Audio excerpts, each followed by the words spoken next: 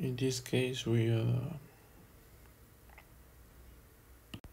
just grab the person inside of the elevator along with the scale right here, and as we should read the problem, we know the velocity is constant, which means acceleration is 0. Therefore, for letter A, when it's moving up, the force is going upwards, and the force generated by the earth is going down, mg. So n positive minus mg equals the mass of the person as well as the acceleration of the person. In the case 0 times 80 is 0. Therefore, we add up both sides mg, and we end up getting n equal to mg.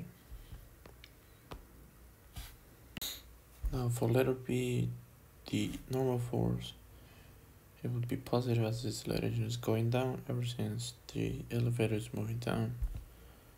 That means the mg, the force mg is negative as going on the opposite direction.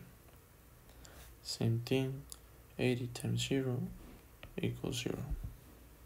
N equals mg.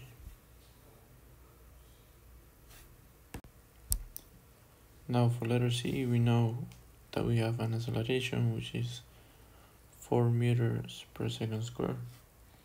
In this case, ma, which was 0 before, is gonna be the mass 80 times the acceleration, which is 4.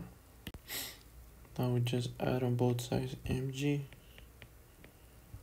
and then same thing, mass is 80 times g, which is 10. Then we add these two, and we ended up getting 1120 newtons.